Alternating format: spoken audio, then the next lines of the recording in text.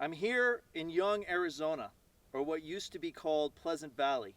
What you're about to see is a movie about the Pleasant Valley War. It'll be told in two forms: documentary interviews and traditional narrative filmmaking. We filmed many of these scenes in the places where this war actually happened, where these people were really killed. This is the story of the Grahams and the Tewksburys, two families who turned against each other.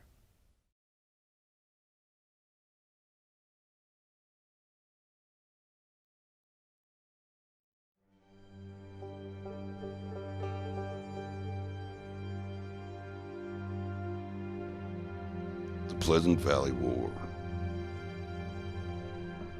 The bloodiest feud in American history. It cost far more lives than the battle between the Hatfields and McCoys and the gunfight at the OK Corral combined. Yet somehow, this tale, like many of its kind, is fading away in the pages of our country's history. Let us not forget.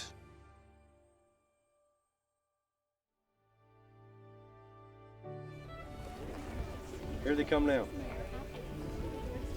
John, so glad you made it. Ed, it's beautiful here, just like you promised. Jim Roberts, this is the man I told you about, my good friend John Graham. Oh, well, welcome to Pleasant Valley, Mr. Graham. Thank you. Ed says you're from Ohio. Yes. In the year 1881, John Graham and his brother Tom Graham met the Tewksburys for the first time in a bar in Globe, Arizona. They wouldn't have come to Pleasant Valley if it wasn't for that meeting. Now you have to remember, the Grahams and the Tewksburys were friends. In fact, the Grahams moved to Pleasant Valley at the recommendation of the Tewksburys. So what happened that turned such close friends into the fiercest of enemies?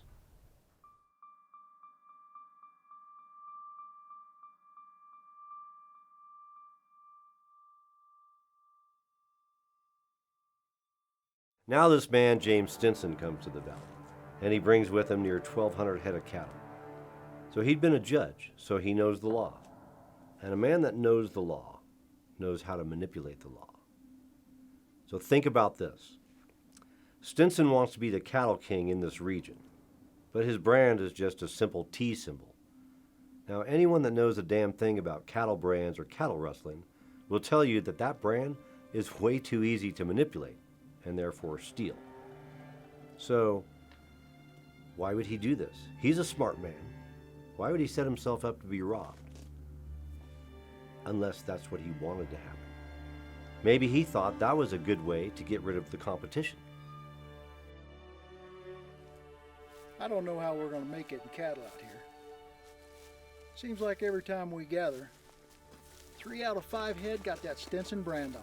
Yeah, he does swing a mighty wide loop for a newcomer. He thinks he's some kind of cattle baron. He does have an awful lot of cows. Maybe more than he needs. Now, Stinson, he's got his T brand, right? Well, suppose we just add an E to it. Tom and Ed. Now, you're not talking about cattle rustling. As people get hung for that. I ain't saying we go out looking for him. I'm just saying if a couple of Stinson cows wander onto our spread, why not add that E? Like you said, 3 out of 5 are his.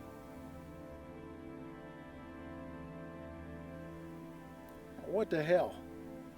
He ain't gonna miss a couple cows gone. That's right, brother. By all accounts, both the Grahams and the Tewksburys stole cattle. It wasn't hard. You have to remember, this area was open range, so there were no fences for miles. The cattle herds would all blend together and then be separated at branding time.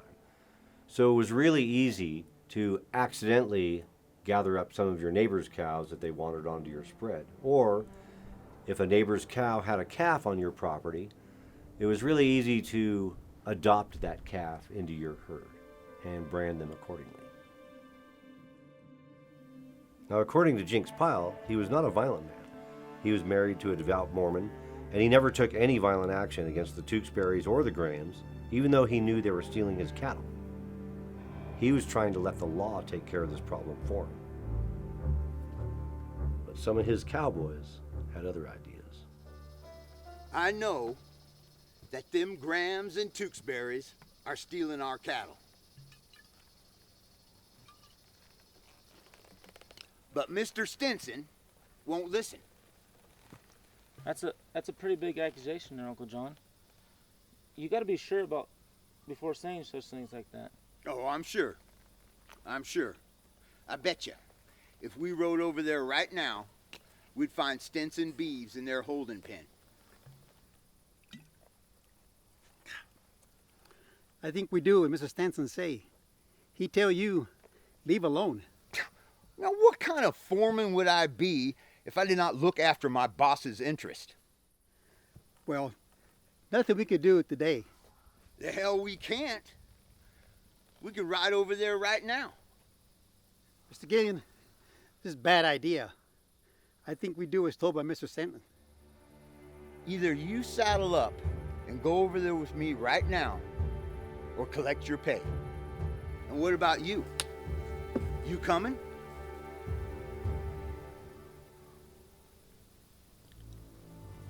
I'm with you, Uncle John. That's a good boy. Let's go.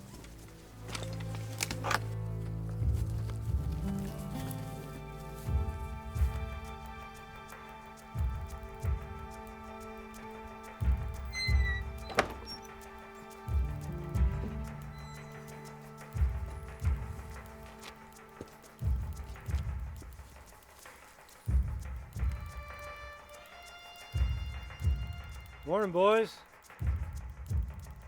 Who are you looking for? You son of a bitch! Come on, let's go.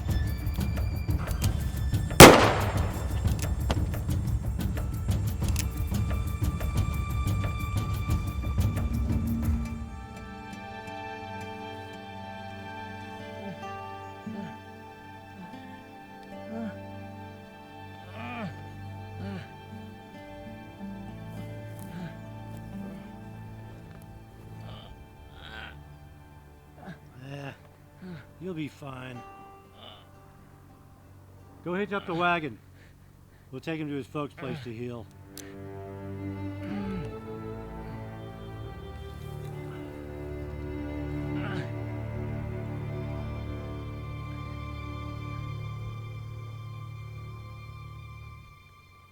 Well, that's the story that Ed and his friends told.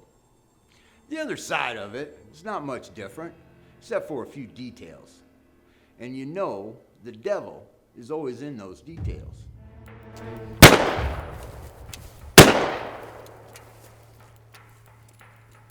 The other side was Elijah didn't even raise his rifle. He was trying to get away, and Ed shot him in the back. That would not surprise me one bit, because Ed was known to be a man with a hot temper and also to be an excellent marksman. If he did, that might have been the moment when the Grahams started to question their allegiance with the Tewksburys.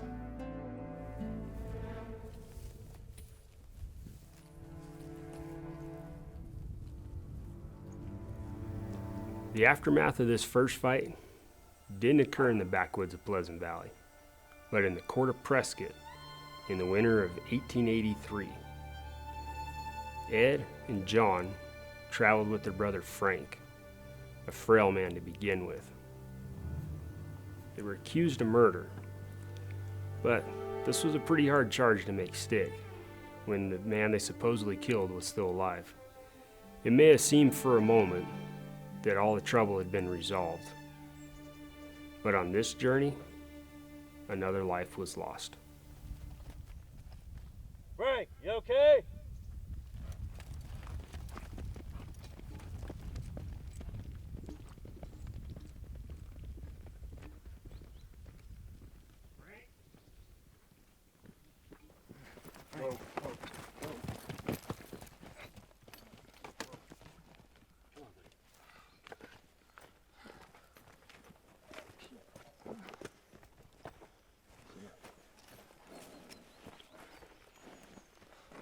some more. All right. Some more.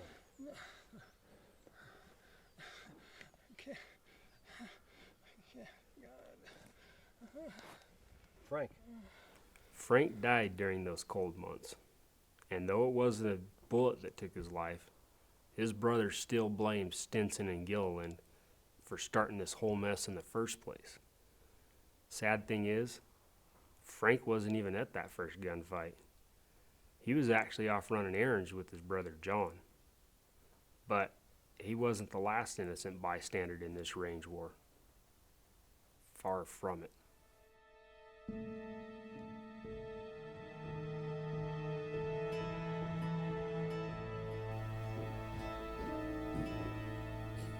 Gentlemen, sit.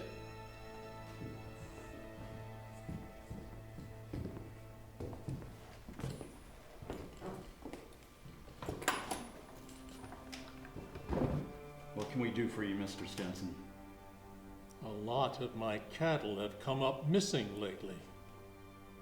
Yeah, we heard about that. A lot of cattle. As you know, cattle theft is a very serious crime out here. The hangman for it. I am hiring you both as range detectives. Us? Detectives. I already know who's stealing my cattle. Proving it is another matter. You will find evidence that will incriminate the Tewksburys.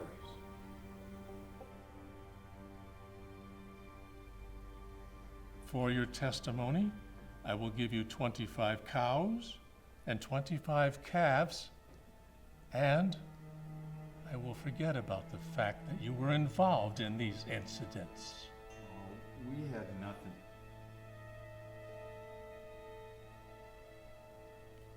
Your TE brand is shared between you and the Tewksburys, isn't that right? Oh, yeah. Well, it's not registered, which means that you have no legal right to those cattle. Neither you nor the Tewksburys. I suggest that you register that brand in your name, and your name only. I expect you to accept this offer within the next 24 hours, or if you choose to reject my proposal, I will draw my own conclusions and mete out my own justice. Good night, gentlemen.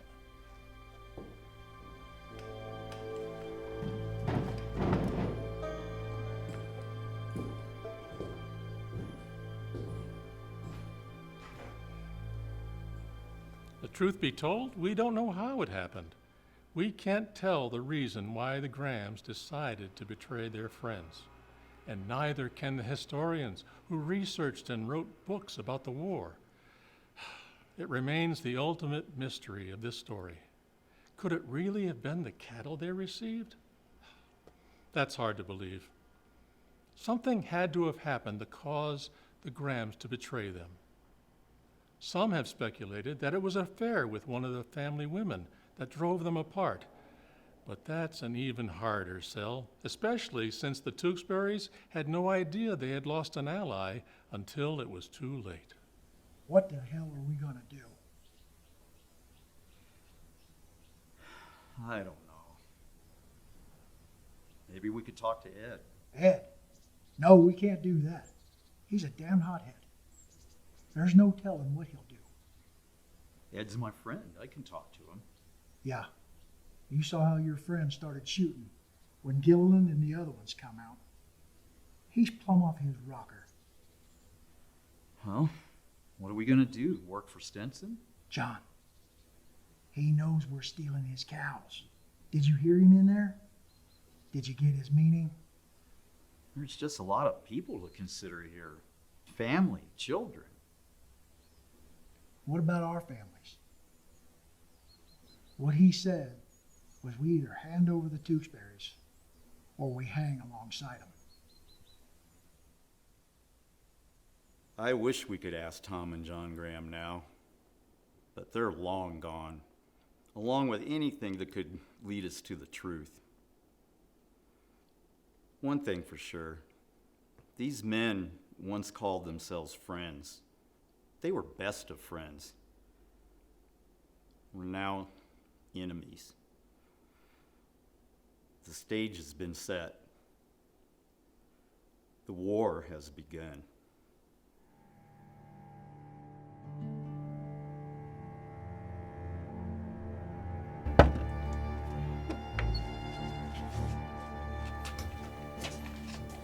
Deputy Hawk.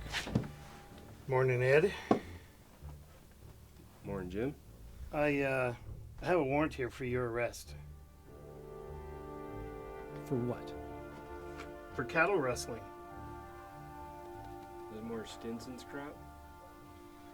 No, this warrant was signed by Tom and John Graham. What?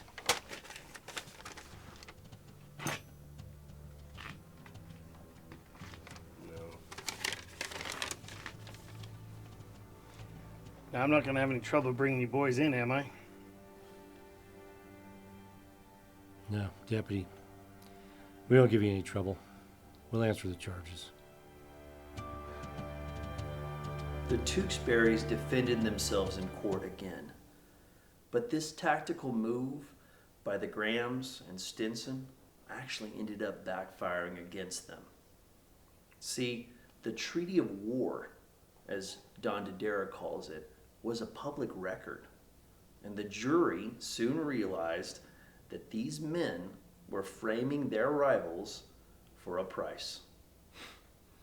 Not only were the Tewksburys acquitted, the Grahams faced charges themselves. But as you'll see time and time again in this story, the courts were not effective in bringing either side to justice. This story has the breadth and depth of a Russian novel. It could be a Western version of War and Peace. It might take 10 hours to tell it all. As the fight began, more players entered the game. There was a hash knife outfit, who, according to one source, brought with them many of the worst men who ever left Texas. They sided with the Grahams. The Daggs brothers were in the sheep business, hated by cattlemen. They made an allegiance with the Tewksburys. The list goes on and on of men who joined up and fought on various sides of this war. For now, we will focus on the central conflict. It is important, however, to acknowledge certain characters who would play a significant role in this bloody history. William Graham, the half-brother of Tom and John, didn't arrive on the scene until 1884. Andy Blevins, sometimes known as Andy Cooper, showed up with his brothers, Hamp and Charlie, and their father, Mart. What followed them was an array of rumors of crimes they'd committed in Texas and Oklahoma. When they got here, they took over a house owned by a Mormon family who were away at the time. When the family got back, Andy refused to give it up.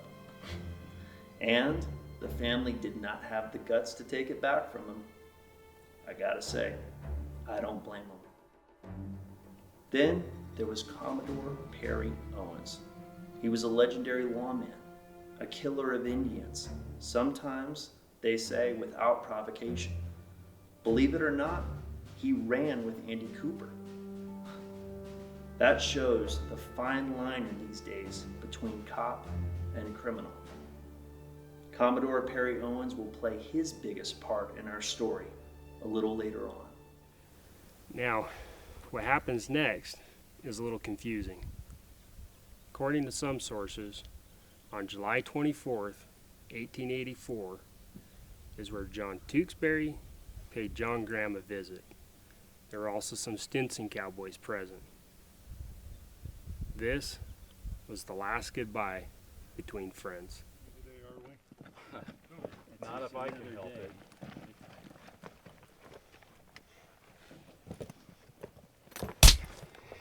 Treacherous bastard. Hey, stay out of this. Can't believe you do this to your friends, you low-life scum. Get off my land! Nah, I ain't leaving until I say what I have to say. fact, next time I see you, I'm gonna kill you. Don't do it.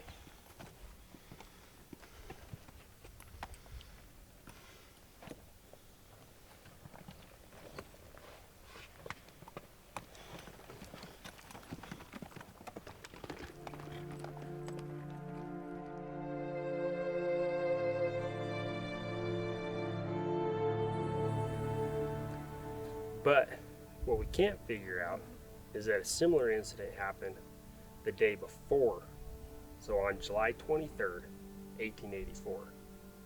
According to these stories, this is where John Tewksbury pays a visit to the Stinson foreman. This story says John Tewksbury was accompanied by William Richards, Ed Rose, and George Blaine, a character with a sordid history who'd recently showed up to the area. Now these stories paint a difference, and what transpires next is a lot more violent.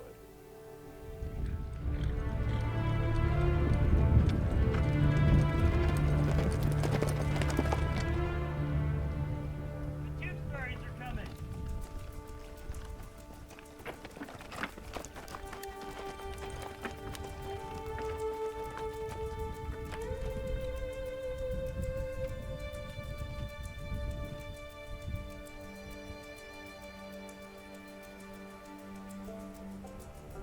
What do you want? You're planning the rodeo. We're still on the board. You're not welcome here. Except him. The rest of you, clear out. That's no way to treat your neighbors. You should be more hospitable. Like I said, Mr. Rose can stay. The rest of you get going. Who do you think you are? Just because you're Stinson's boy, it don't matter to us.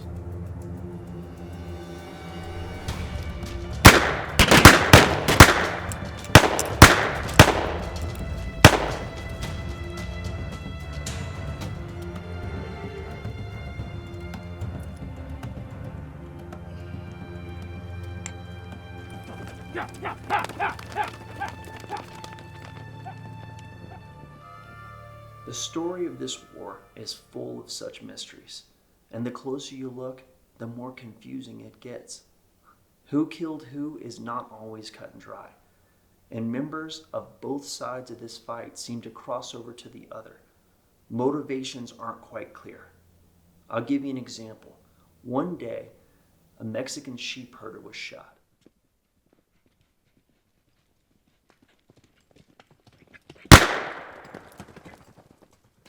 Some say it was done by the Blevins family, but author Jinx Pyle is certain it was done by a man named Bill Colcord. Now, Bill was actually friends with the Tewksburys, so why would he kill the sheep herder that they'd hired? Well, I guess Bill wasn't so crazy about sheep being on his land.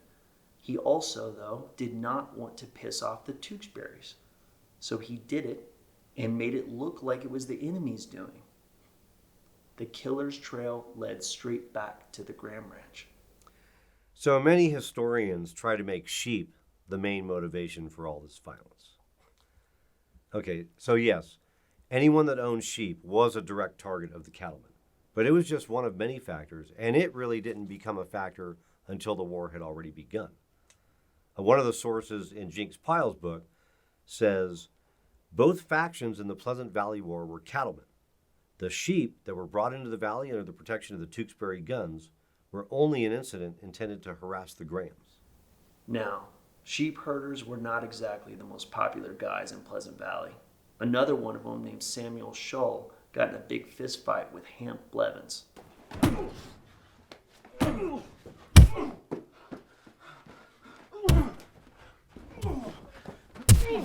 After giving Blevins a beatdown, he went back to his home, where he was soon shot in the face with a shotgun.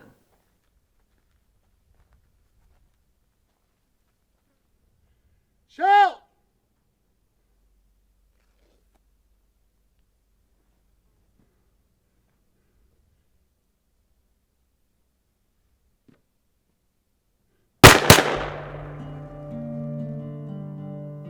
It's never been proven, but it's quite possible that Hamp Blevins was the one who did it.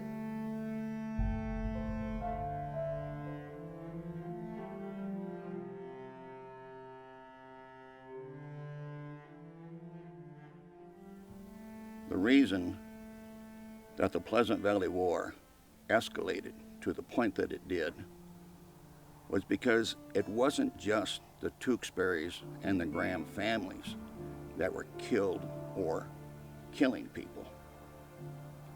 People that were just passing through. Cowboys, going from one point to another, were being killed. Some were found, others just went missing because wild animals, lions, hogs, would eat their bodies and they'd be gone. Mart Blevins, the head of the Blevins family, brought his boys up from Texas, running from the Texas Rangers. He joined the Hash Knife cattle drive to hide his trail and to get 3 square meals a day driving cattle. And they landed in the lush, tall grass of Pleasant Valley. What a haven for cattle, and what a haven for rustling. And rustle they did. In July of 1887, Mart Blevins disappeared.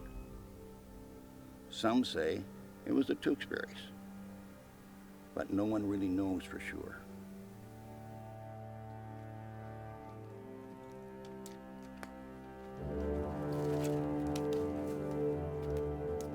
Morning, Mart. Where you headed? Maybe out scalp hunting? What? Don't play dumb. We know your boy Andy put up $50 each for a Tewksbury scalp. I don't know nothing about that. Get out of my way. I've got work to do. You're a liar. You Blevins are all in it together. You guys don't keep secrets from one another. Yeah, like killing our sheep herder. I suppose you don't know nothing about that either.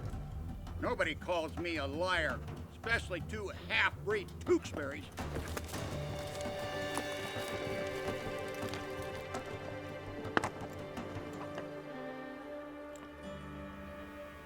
Mystery or not, the Blevins boys blame the Tewksburys for the disappearance of their father. And they sent out on a mission, along with the Hash Knife cowboy buddies, to find their father or to kill Tewksburys.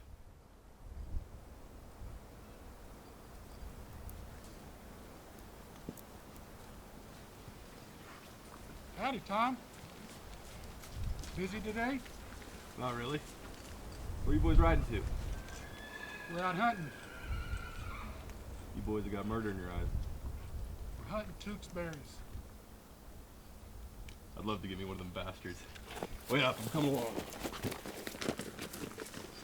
They met in a saloon, and in a drunken, boisterous manner, they said the phrase, "Let's just start a little war of our own." That became the title of a book written by the late Don Dodera. That best describes what happened in Pleasant Valley. The boisterous talk was overheard, and when they showed up at the Middleton Ranch to kill Tewksburys,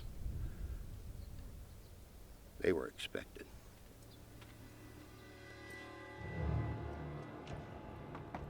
Hello in the house. Mr. Newton? It's us Blevins boys. We just want something to eat. Get the hell out of here. Whoa, Ed. We're just here for a meal.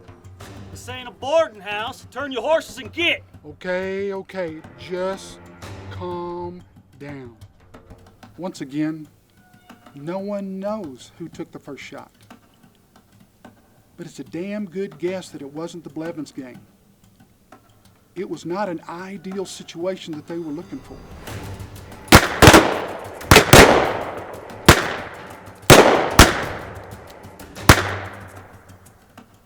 Regardless, bodies of both men and horses fell. Hemp Blevins was shot in the head. Ed Tewksbury nearly was shot by John Payne. Payne's running for cover, and he's shot by Ed Tewksbury or Jim Roberts or both.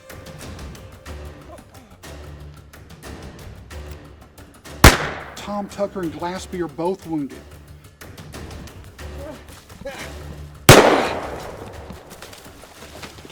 Glaspie walks 30 miles before he finds help.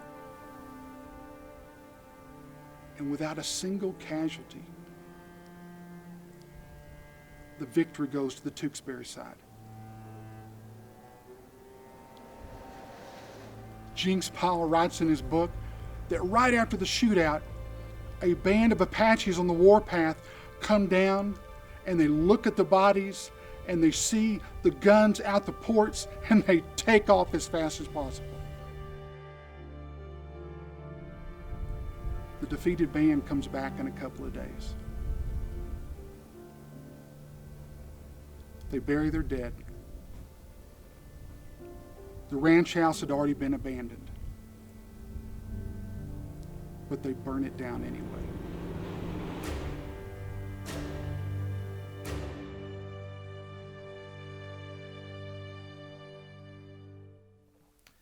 Now you're probably wondering, where was the law in all of this?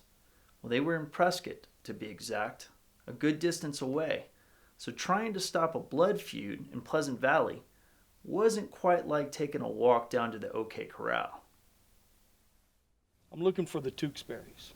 I understand you gentlemen are just the ones to help me find them. About time you law dogs did something about them.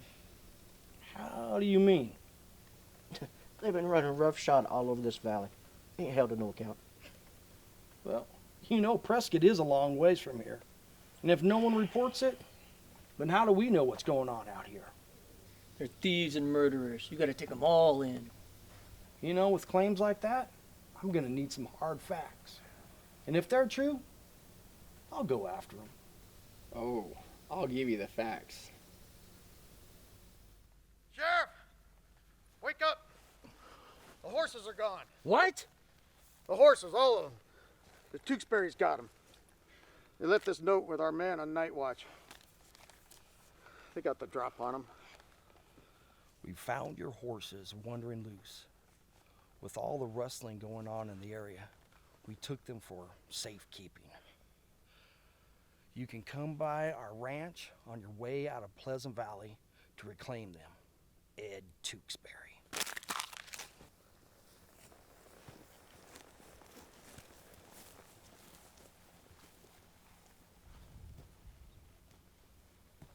Which one of you is Ed Tewksbury?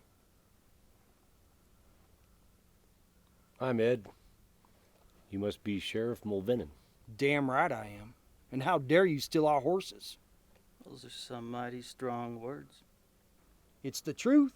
You even left a note with my man. Your man could have woke up with his throat slit. What? That's what a rustler would do. Or an Indian.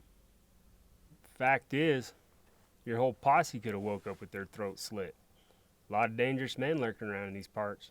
Are you threatening me? I'm the law. You're the law in Prescott. Up here, we don't have much use for such titles. What we're trying to say is, take your men and go back to Prescott while you can. What are you saying to me? You're a smart man. What kind of risk do you think these posse members are willing to take? What if, say, some of our friends come along and stop you as you're trying to take us back to Prescott? What would you do? I have a warrant out for your arrest. I'd take your men and go home.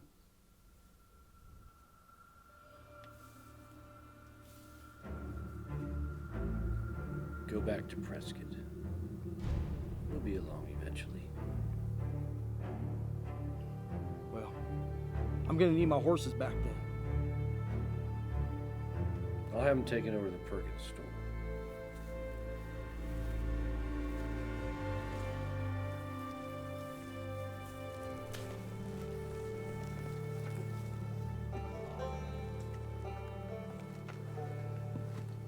Now, this wasn't the first time that Mulvinen was told to stay away. Months earlier, he'd made his first attempt to quell the conflict.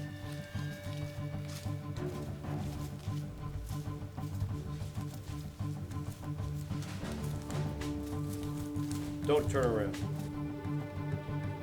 I'm Sheriff Mulvinen, and I'm looking. I know who you are and who you're looking for. Leave Pleasant Valley. You will be killed.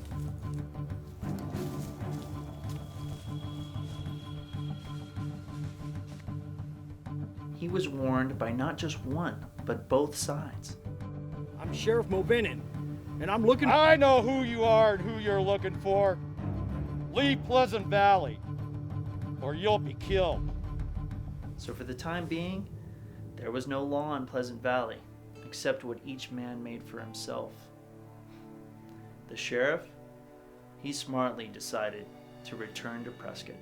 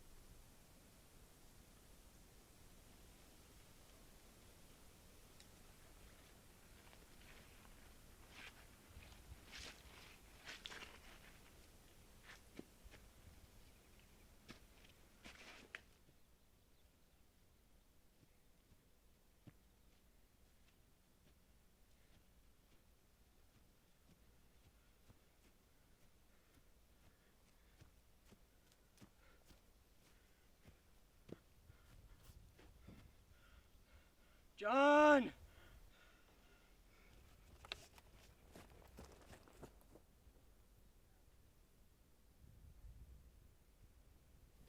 Before the boy died, he confessed that it was Ed who's the one who done it, but a man by the name Jim Hawk took the blame for his murder.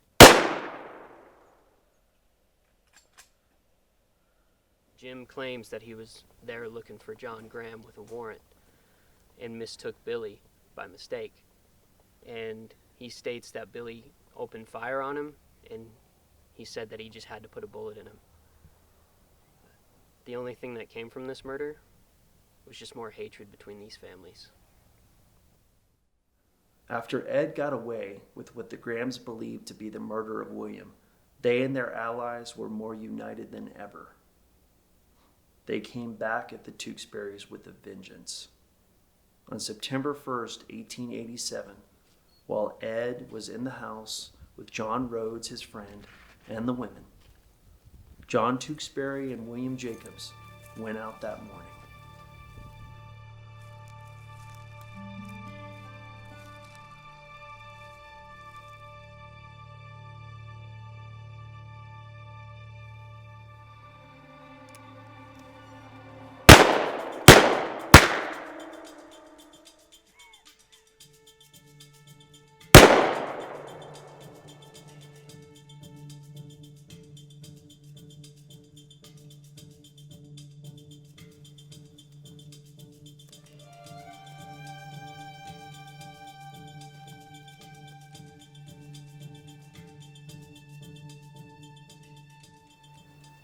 Jacobs was shot in the back. John Tewksbury was shot in the back of the neck. One source in Pyle's book says that John Tewksbury was found with clumps of his own hair in his hands, proving it must have been a very painful death. In their next step of retaliation, the Grahams laid siege to the Tewksbury cabin.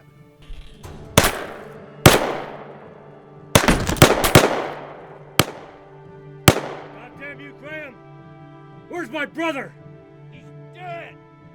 So's Jacobs! You're next! Let us come out and take care of the bodies. No, we're gonna feed him to the hogs, just like you did to my dad. That was my husband! You son of a bitch! I'm gonna kill every goddamn Graham that walks the earth!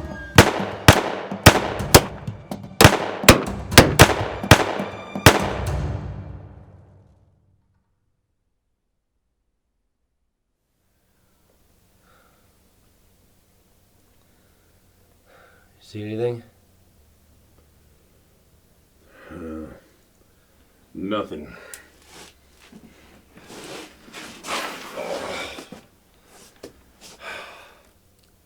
They ain't going away. We need some help. Then I should sneak out and get some.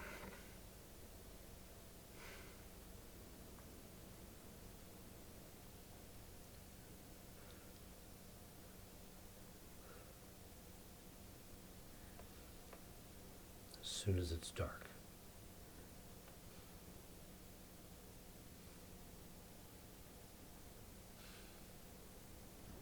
Bitch, if I seen that saloon again, Damn! I'll slap you 6 ways They're Sunday. right at the Tewksbury farm. We need your help now. Get on him and ride the pace and get the law now. Go! Come on.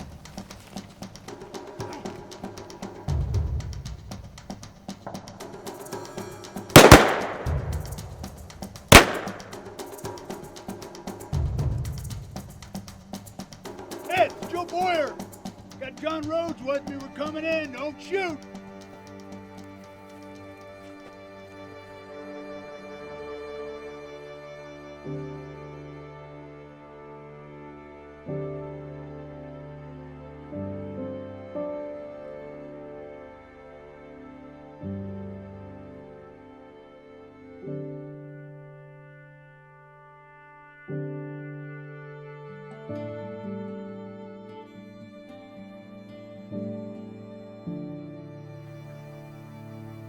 After the siege on the Tewksbury place, Andy Blevins Cooper made his way up to Holbrook with some of his brothers. Now, Holbrook was not exactly a haven of peace either. According to one source, in 1886, there were 26 shooting deaths there. To put that in perspective, the entire population of the town was only 250 people. While there, Andy did a whole lot of bragging about the killing he'd done in the war. And soon enough, the pressure was on the sheriff of Apache County to do something about it. The sheriff at the time, Commodore Perry Owens.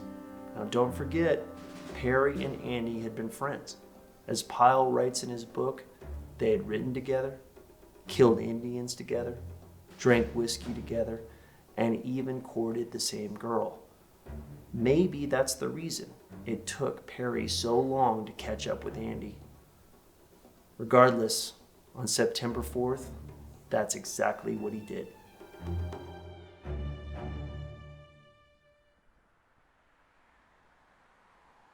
Now what you see behind me is the actual Blevins house, where Commodore Perry Owens and the Blevins brothers had their gunfight.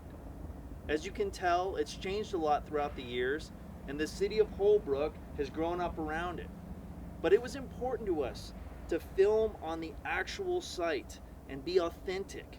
This is the building where it all went down, and this is the street where Commodore Perry Owens walked down to finally capture Andy Blevins.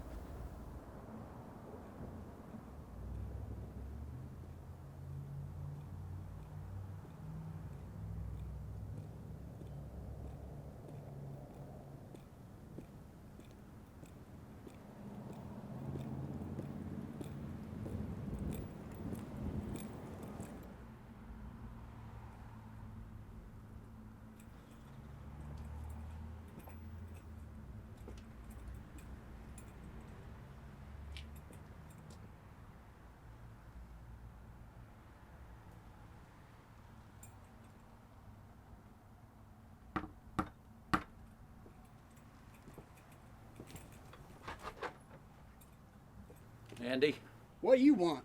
I have a warrant for your arrest. What's that warrant for? It's for stealing them horses. Talked about this before. Are you ready? Give me a minute. Andy, don't do it. Andy?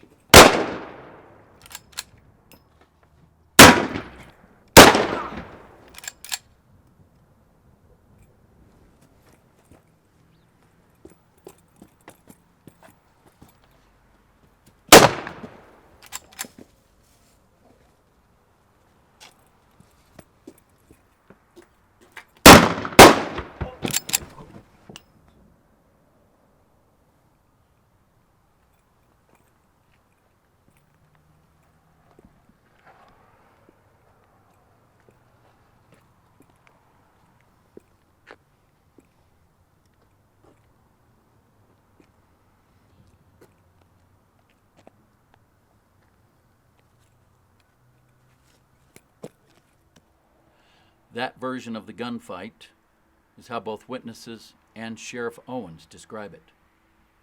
I'm now going to read you an actual transcript from Owens' testimony from the inquest. I says to Cooper, I want you. Cooper says, what do you want with me, Owens? Says, I have a warrant for your arrest. Cooper says, what warrant? I spoke to him about some time ago from stealing horses. Cooper says, wait. I says, Cooper, no wait. Cooper says, I won't go.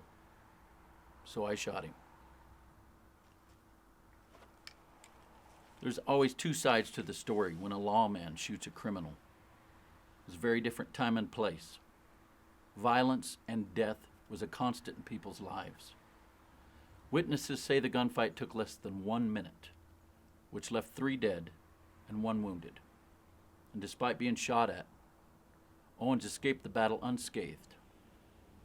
Commodore Perry Owens became a legend that day, which only further inflamed the feud. Eva Blevins, who was also in the house that fateful morning, tells a different version of what took place.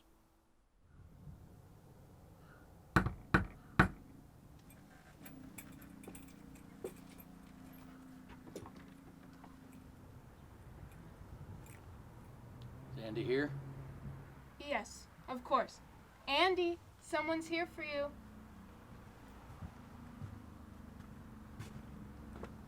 I want you, Andy.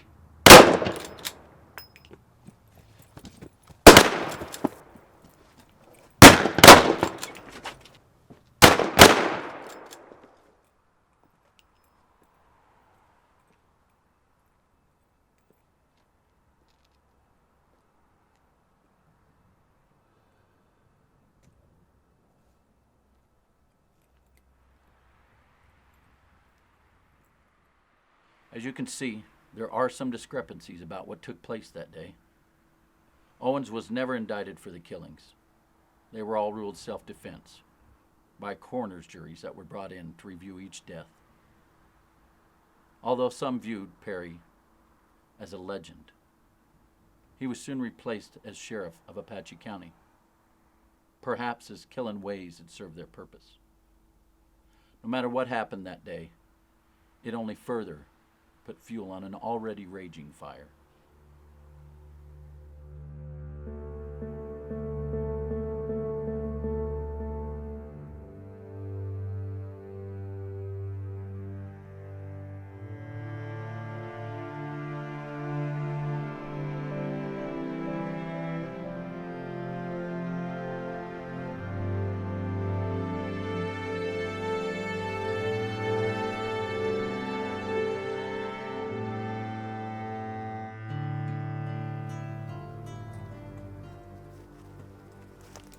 Put your hands up! You are our prisoners.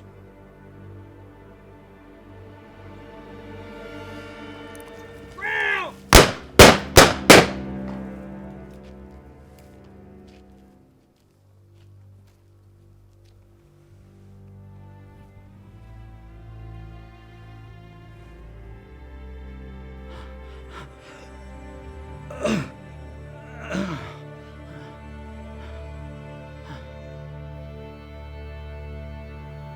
John, why didn't you surrender? We wouldn't have had to kill you. I didn't know it was you.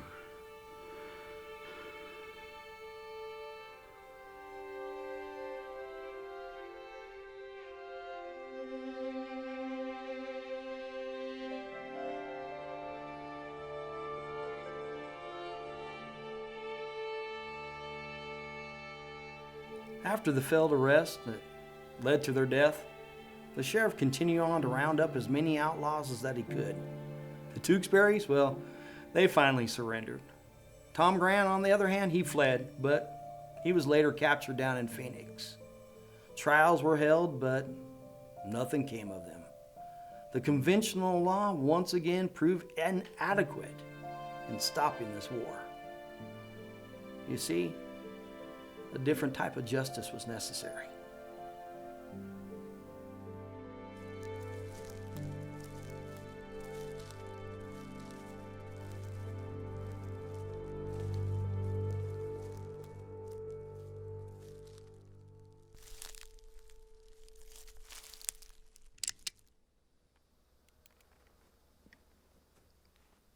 We hear you've been bragging about making Marianne Tewksbury into a widow.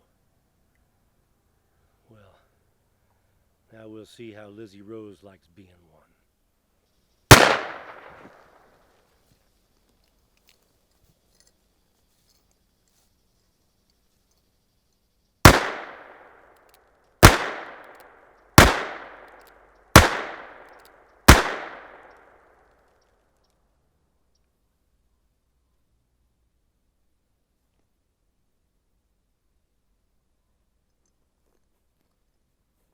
Now, it's not clear if Ed was the one who killed Al Rose, but he is confirmed to have ridden with the vigilantes.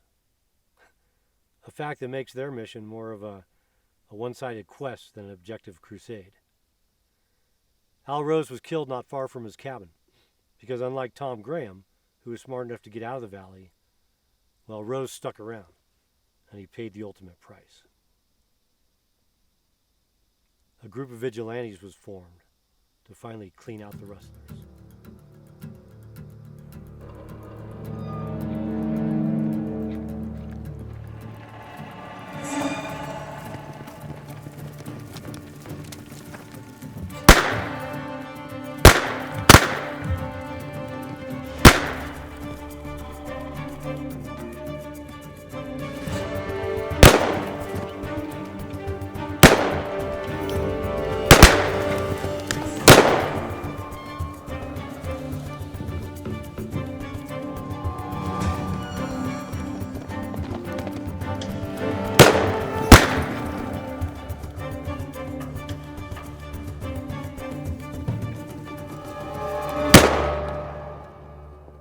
Men were hanged, others arrested. Some fled and went on to live normal lives, even becoming sheriffs and deputies after they'd turned away from their outlaw ways.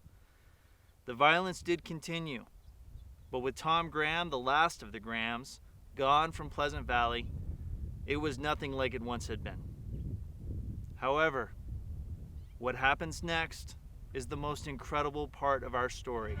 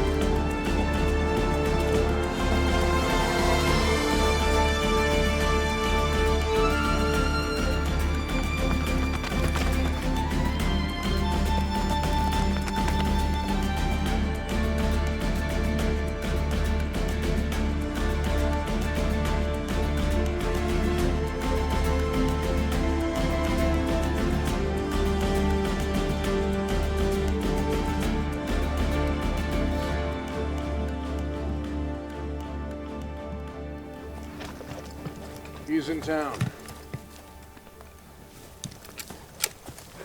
It ends now.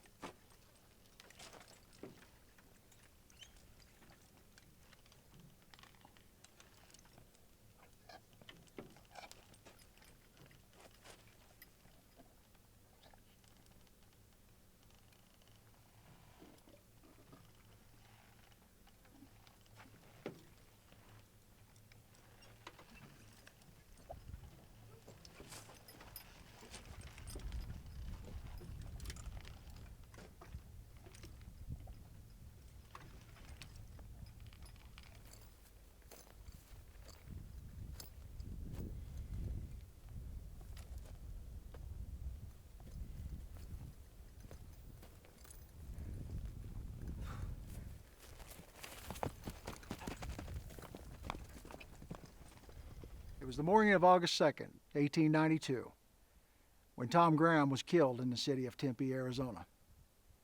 His assassin, Ed Tewksbury, was accompanied by that loyal family friend, John Rhodes. After the killing, the two men went their separate ways. Rhodes was arrested in the city, while Ed made his way back to Pleasant Valley.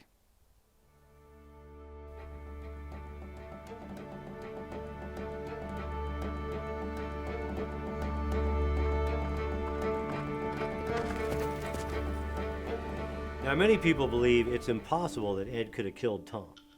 See, Ed was seen in Pleasant Valley on the afternoon of August 1st. The murder occurred at 7 a.m. on August 2nd. Ed was also seen in Pleasant Valley the afternoon of August 2nd at a dance. So, in order for him to have killed Tom, he would have had to cover 250 miles on horseback in less than 30 hours. But that's exactly what he did.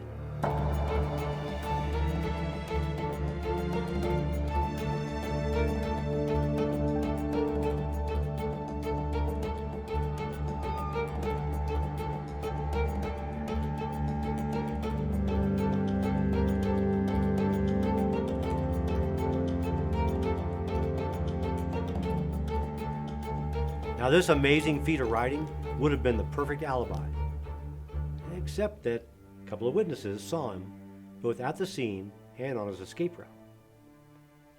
So Rhodes and Ed were both arrested and went to trial. Rhodes had his own set of alibis in the form of prominent businessmen that said he was with them at the time that Tom was shot.